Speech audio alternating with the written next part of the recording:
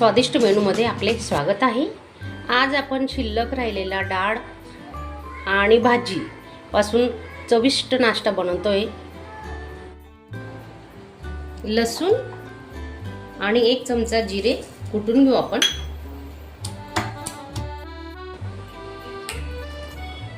डाळ, भाजी गंगाफळची भाजी आहे, लसूण आणि जिरे वाटलेले, हळद,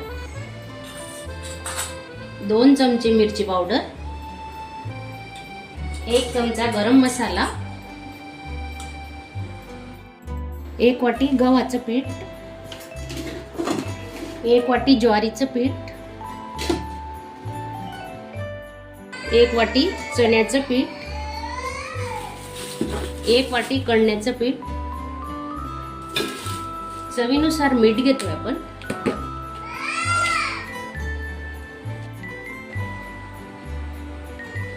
जेवढं पीठ बसेल तेवढं पीठ आपण अजून टाकू शकतो। तेल टाकून घेऊ थोडं आपण आणि मस्तपैकी मळून घेऊ। आता थोडं पीठ लावायचं,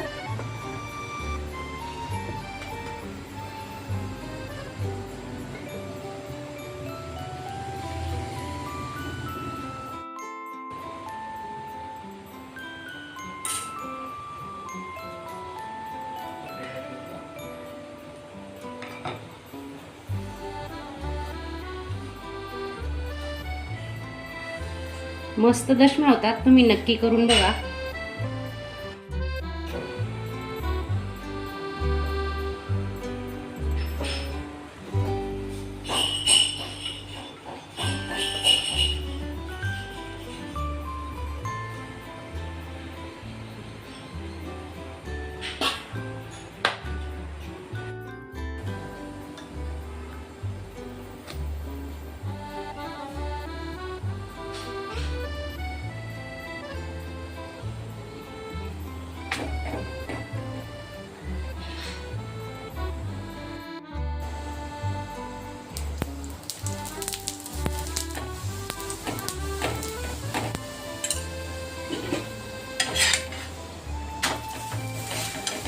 दोन बाजूने चांगलं खरपूस शेकून घ्यायचं आहे बघा।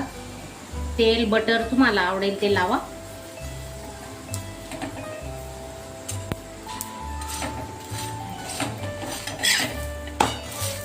हे बघा किती सुंदर कलर आलेला आहे, पाहू शकता तुम्ही। शेंगदाण्याची चटणी ठेचा सोबत तुम्ही खाऊ शकता।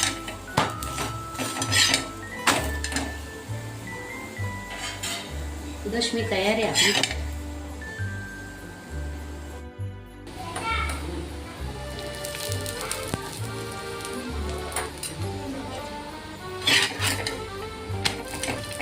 अजून एक दशमी बनवून दाखवली तुम्हाला। हे बघा किती छान फुलते, हे बघा।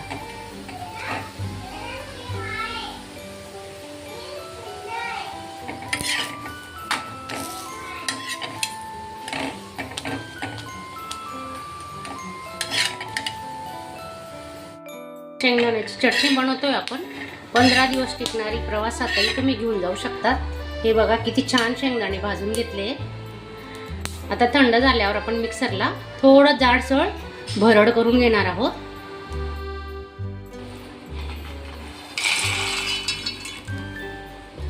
लसूण 8-10 पाकड्या लसणाच्या, जिरे घेतले थोडं अर्धा चमचा आणि 2 ते 3 चमचे आपण मिरची पावडर घेणार आहोत। आणि हे आता आपण थोडं जाडसर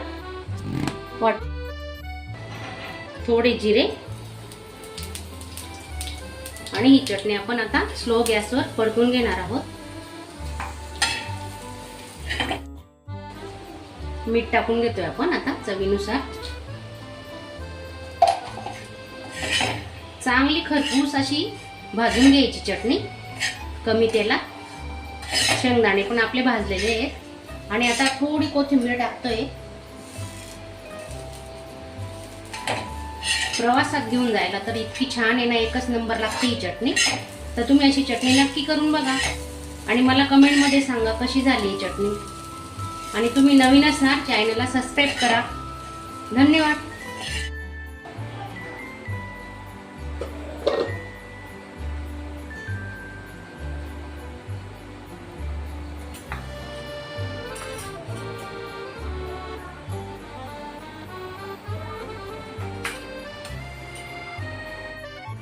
अशा चमचमीत झणझणीत रेसिपी पाहण्यासाठी स्वादिष्ट मेनू चॅनलला सबस्क्राईब करा आणि बेल आयकॉनवर क्लिक करा.